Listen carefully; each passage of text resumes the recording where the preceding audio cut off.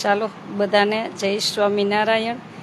અને આપણો આશ્રમ રાજકોટ અમદાવાદ હાઈવે લીંબડી સાયલા વચ્ચે બલદાણા ગામ છે, ત્યાં દીકરીઓને રહેવું જમવું ભણવું ફ્રી છે। અને એ ફ્રી તો છે, પણ ત્યારે કોઈ શિક્ષક આવે ને કે સ્કૂલમાં પ્રિન્સિપાલ હતા કે પ્રોફેસર હતા, બાઉદીન કોલેજ જુનાગઢ, ત્યાં પ્રોફેસર હતા કાકા। એટલે કે ને કોઈ યુનિવર્સિટી નો શીખવાડી શકે ને એવા નિવૃત્ત અધિકારી છે, કોઈ વડીલ છે, એ બધું શીખવાડી શકે। એટલે આજે આશ્રમની મુલાકાતે આવ્યા ને તો બહુ આનંદ થયો। મેં કીધું તમે પહેલાં તો કેવી રીતના મને ઓળખો એ બધાને કહો, અને જીવનમાં બાળકોને શું કરવું જોઈએ એમ। એક શિક્ષક ધારે ને તો આ દેશ બધો બદલી શકે ને। બધા શિક્ષકો જ્યારે ભેગા મળે ને ત્યારે, કેમ કે એ જ્યારે બાળકોને ભણાવતા હોય છે અને એ બાળકો શીખતા હોય છે ને એ સમાજને મદદરૂપ બનતા હોય છે। બેન એમાં એવું છે કે પપ્પાને છે ને હજી એના સ્ટુડન્ટ, એક મિનિટ, શું નામ છે વીડી ને? વીડી શેરઠિયા, વી.આર. શેરઠિયા સાહેબ, અને જુનાગઢ બાઉદીન કોલેજમાં પ્રોફેસર હતા। અને આજે એમના દીકરી ને દાદા ને જમાઈને બધા આવ્યા છે, એટલે બહુ આનંદ થયો। જય શ્રી કૃષ્ણ, જય સ્વામિનારાયણ। જય શ્રી કૃષ્ણ, જય સ્વામિનારાયણ। તમને અહીંયા આવવાની પ્રેરણા કેવી રીતના થઈ? પ્રેરણા જે છે એ વિડીયો હું જોતો હતો, કાયમ તમારો જે વિડીયો છે એ તો હું અચૂક જોઉં છું। Thank you. કારણ કે એમાંથી ખરેખર બધાને જાણવાનું મળે છે, અને એની અંદર મારે બોલવાની છે। હા, ધીમે બોલો, વાંધો નહીં, તમને ધીરે ધીરે ધીરે નિરાતે બોલો। તમે એકલા હાથે જે કામ એટલે કરો છો, મીડિયા દ્વારા જાણવા મળ્યું એ પ્રમાણે કે આશાબેનને મારે મળવું છે, એટલે અમારા જમાએ અને અમારી દીકરી છે એ રસ્તામાં કીધું તો આપણે ત્યાં થતા જઈએ એ પ્રમાણે। એટલે અમે બરોડા જતા હતા, એટલે રસ્તામાં આ સ્થળ આવ્યું, એટલે અમે અહીંયા આવ્યા છીએ, અને અમે જોઈ અને બહુ અમને આનંદ થયો છે। અને એમાંય ખાસ કરીને જે મા બાપ વગરની જે છોકરીઓ હોય છે એને અહીંયા ફ્રી ભણાવવા માટે આપવામાં આવે છે, અને છોકરીઓને સાથોસાથ કામકાજ પણ શીખવાડે છે, એવું જીવન ઘડતર અગત્યનું છે, જુદા જુદા પ્રકારના કામકાજ। અને જીવનમાં કાકા ભણવું કેટલું જરૂરી? જીવનમાં ભણવું તો બહુ જ જરૂરી છે, કારણ કે ભણતરથી જ આગળ આવી શકાય છે। બાકી કોઈ ભણે નહીં તો એ આગળ આવી શકતા જ નથી। એટલે ભલે કંઈ નોકરી ન કરે કે નોકરી મળી જાય એવું કંઈ નથી, પણ તો ભણતર તો ખાસ અગત્યનું છે। હા, ભલે બિઝનેસ કરે પણ ભણવું જરૂરી એને જીવનમાં। બધા વચ્ચે તમારી પાસે પેન હશે તો કોકને અવાજ ઉઠાવી શકશું એને। હા, ના ના, એમના દીકરી આવ્યા છે।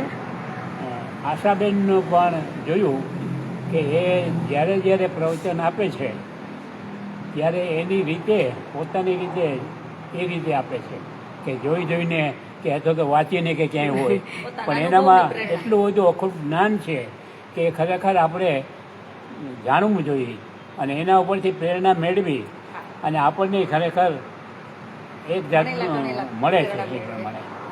ના ના, અમે તમારા વડીલમાંથી જ બધું શીખવા મળે છે, અને હું જુનાગઢ જ ભણેલી છું। હા, અને એ વખતમાં જુનાગઢ ખબર આંદોલન થયું હતું જોશીપુરામાં, એ કરવા વાળા જ અમે બધા બહેનો હતા, કેમ કે એ સમયમાં અમારા મા બાપની પરિસ્થિતિ નહોતી અને ફી વધારે લીધેલી હતી, તો મારો ત્યારના ન્યૂઝપેપરમાં મારો ફોટો છે, કેમ કે મકાન ને એવું પપ્પાએ બનાવ્યું, એમાં એ ન્યૂઝપેપર સાચવીને રાખ્યું હતું, પણ ક્યાંક વહી ગયું ને, તો ત્યારના ન્યૂઝપેપરમાં મારો બોયકટ વાળો ફોટો પણ છે, મારા એર ત્યારે બોયકટ હતા, એ ત્યારે અમે આંદોલન કર્યું હતું 98-99 કે આટલી બધી ફી ન હોવી જોઈએ એમ, કે અમારા મા બાપ ખેતી કરતા હોય ને પોસાય નહીં, ત્યારે અમે ફી પાછી લેવડાવી હતી। હા, પરિવાર બધો લંડન। હા હા હા હા, એવો મને શોખ છે કે આપણે અહીંયા રહી અને કોઈને મદદ। હા હા હા, લઉં છું, તમે બેસો કાકા। અને આપણે કાકાના દીકરી પણ સાથે આવ્યા છે, અને એક બેનનામાંથી મને એ જ પ્રેરણા મળી કે તમે ગમે એટલા ઊંચી પદ પોસ્ટ ઉપર જાઓ, પેલી તમે તમારા મા બાપની જે એની ઈચ્છા હોય ને એ પૂરી કરો ને, એને જ આદર્શ દીકરી કહેવાય ને એને જ આદર્શ દીકરા કહેવાય. એટલે કાકાએ કીધું હશે કે મારે અહીંયા બેનની ત્યાં મળવું છે, તો આજે જતા હતા તો લઈને આવ્યા. એટલે વિચારજો કે તમે ભગવાનને પગે લાગો ને પછી તમારા મા બાપની જે પણ ઈચ્છા હોય પૂરી કરો ને, તો તમારે કોઈ દિવસ દવાખાને ન જવું પડે અને કોઈ દી તમારે દોરા ધાગા ક્યાંય કરાવવું ન પડે. તમારા બધા સંકલ્પ ભગવાન સાંભળે. આ એક આજે તમે કાકાને લઈને આવ્યા ને એટલે મને આનંદ થયો. રોજ જોવે ને એટલે મને ઈચ્છા જ હતી હા. કે પપ્પાને મુલાકાત તો કરાવવી જ છે હા. પપ્પા સાથે. અને હું કાંઈક બોલું ત્યારે હું ભગવાનનું નામ લઈને જ બોલું. કોઈ દિવસ ગોખીને કે વાંચીને તો મારી જિંદગી હું બોલી નથી. બરાબર. પ્રભુ જે આપણા આત્મામાં આપણને પ્રેરણા કરે એ બોલવાનું, એ કહેવાનું અને એ કાર્ય કરવાનું. હૃદય શુદ્ધ ને હા, બસ. સાત્વિક ભાવ હોય હા, ને બસ. તો બધું એની મેળાએ આવે.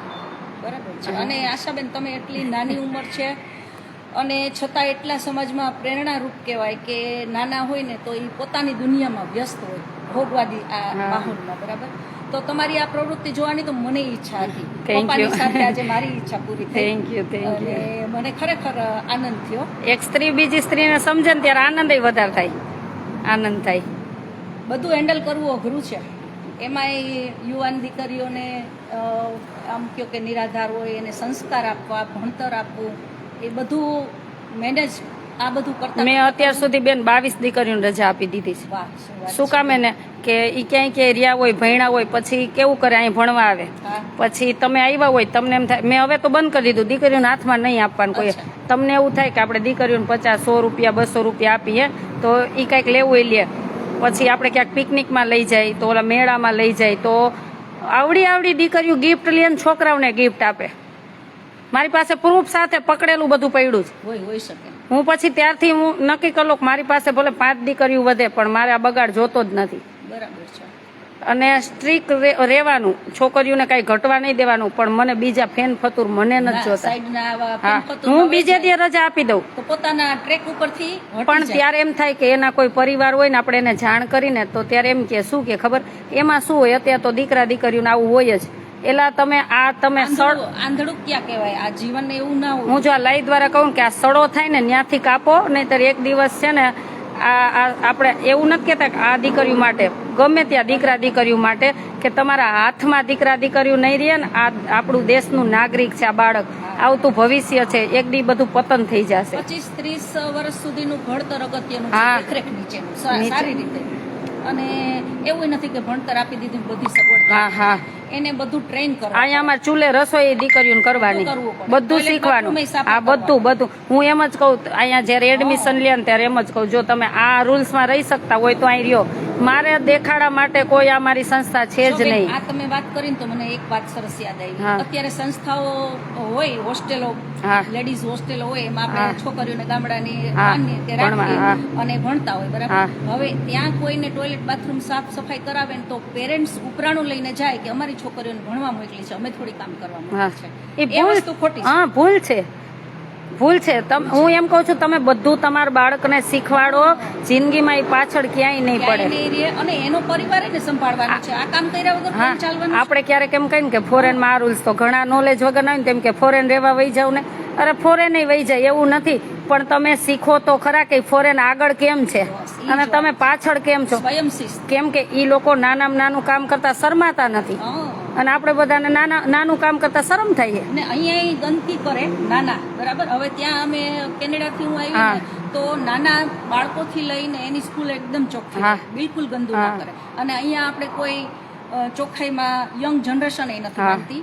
ઇવન કોઈ હોટેલ હોય હા. તો એમાં એનું પોતાનું અડધું ખિસ્સામાંથી ગમે એટલા પૈસા દીધા હા. હોય તો એની કિંમત નથી. અડધું તો એનું વેસ્ટ જતું હોય હોટેલમાં. આપણા હું એમ કહું નાના હોય કે મોટા યુઝ ટુ થવાનું, પોતાનું કામ પોતે જ શીખવાનું. હા. પણ અત્યારે બાળકો યુઝ ટુ નથી થતા ને આ એટલે જોઈને problem દુઃખ થાય છે. થાય છે આપણે થાય છે. નથી કઈ રીતે વાળી શકશું? થાય છે. આને કઈ રીતે વાળી શકશું? હા. આપણા હાલો બહુ ન વિચારી પણ આપણે આપણા ગ્રુપ પૂરતું હા, ગ્રુપ પૂરતું, ગામ પૂરતું, સમાજ પૂરતું, સમાજ. પછી ત્યાંથી આગળ દેશ પૂરતું. પછી એક સાંકળ બનાવશો ને બનાવશું. તો આ દેશ બહુ આગળ જશે. ધીમે ધીમે નહીતર તમે જો આ જનરેશન ને કાંઈ નહીં કહો ને તો આ એક દિવસ આ દેશ પતન તરફ વહી જશે. સાચી. કેમ કે આપણા ઋષિ મુનિઓ એને બધાએ કેવડી કષ્ટી લીધી, કેટલું તપ કર્યું, ભજન કર્યું, ભગવાને જન્મ લઈને અહીંયા આ ગુજરાતમાં આવેલા રહ્યા, અને આપણે આ શું કરવા જઈ રહ્યા એટલા છીએ. પુણ્ય કર્મો બળવાનું હોય ને ત્યારે આપણને આ ધરતી ઉપર કે આપણા હા. જે આ રહીએ છીએ એ હા. સરસ પુણ્ય કર્મ વાળી ભૂમિ ભારત ઉપર- માતા કા બીજા દેશને માતા નથી કહેવાતી. હા, સાચી વાત. હે આપણા દેશને તો આપણા દેશને માનું બિરુદ આપ્યું છે, તો આપણે માના બાળકો છીએ, તો સ્વયં બધાની રક્ષા કરવી આપણી પહેલી ફરજ છે. હા, આપણને ગૌરવ થાય તો આપણને એમ થાય કે આપણે એને બીજાને કેવી રીતે શીખવી હા, શકીએ એમ. ગૌરવ લ્યો તમારા દેશ. હા એમ. જે વસ્તુ બધી છે એને ધીમે ધીમે આપણે હા આપણાથી દૂર હા કરવી. એ જ કહી કે તમે છે ને બીજા હા. ભલે બીજા દેશ આગળ એમાંથી શીખીને તો તમારા દેશને આગળ લઈ જાઓ. હા. એક આપણા દેશમાં આપણા ભારતમાં એવા બધા વિરલા નોલેજ વાળા છે કે ફોરેન વાળા એને લઈ જાય. શું કામ લઈ જાય? કે અહીં તમે કિંમત નથી કરતા એના નોલેજની, એટલે લઈ જાય છે. પણ આ બધું બહુ આપણા અત્યારે દેશની નેગેટિવ વસ્તુ જ આપણને દેખાય છે. હા સારી વસ્તુ સારી કોઈને નથી દેખાતી એ જ. બાકી સારી જુઓ. હા આ દેશમાં સારું જેટલું સારું છે ને એટલું અહીંથી બીજા લઈ બધું ગયા જો છે. નેગેટિવ country પોઝિટિવ બંને હોય બંને હે હોય. એમાંથી બેયમાંથી સારા રસ્તા મળે જ છે. પણ આપણે કયો રસ્તો લેવો ને ઈ આપણે થોડુંક મનોમંથન કરવાની જરૂર છે. ગાડરિયા પ્રવાન જેમ દોડવાનું નથી. હું મારી દીકરીઓને એ જ કહું, એક બગડેલ હોય ને તો આપણે એને જેવું બગડેલ નથી થવાનું. કોક આપણી કિંમત કરવું જોઈએ કે આ વ્યક્તિ સારી છે, આપણે એની હારે રહેવું. બરાબર છે.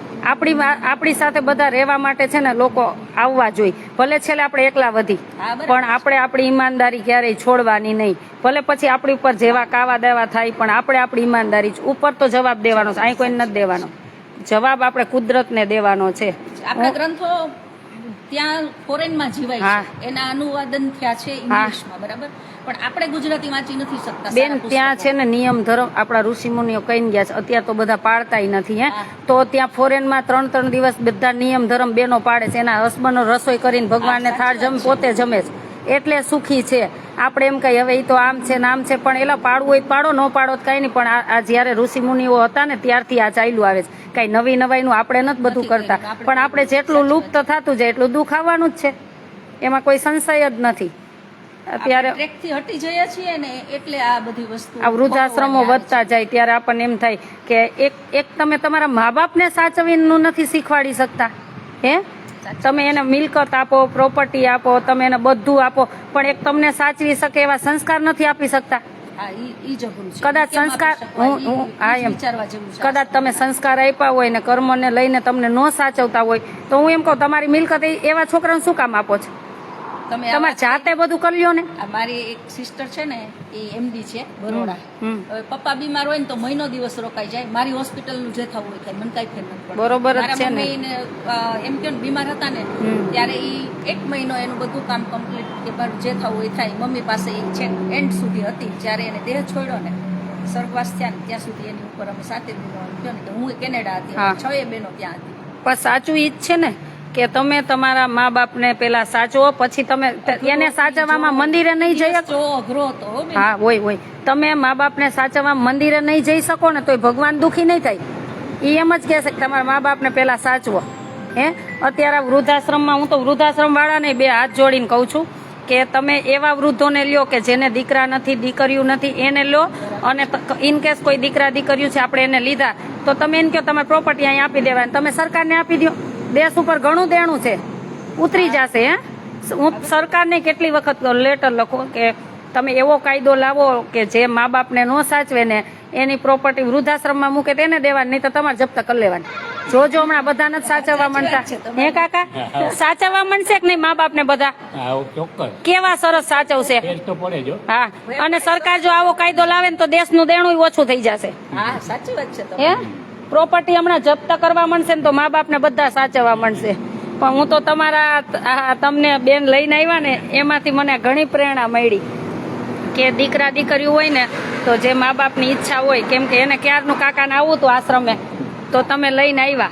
અહીંયા નહીં પણ ક્યાં પણ જવું હોય ને તો લઈને જવાય એમ. ને આપણે કહીએ છીએ દીકરા દીકરીનો મારે છે સમકક્ષ ને ઉછેર કરે. 8 દીકરી છે 7 દીકરીઓ. હા અને બાબો નથી. હા હા અને એટલા નસીબદાર છે, એટલે આ કોઈની ચિંતા બધાની થઈ જ છોકરીઓ છે નથી. ને હા એ બધે કે અહીંયા આવો અહીંયા આવો. દીકરા જેવી જ છે. કેવું આવ્યા મને હા, ખાલી, તો હે? ઈ- ચાલો તમે.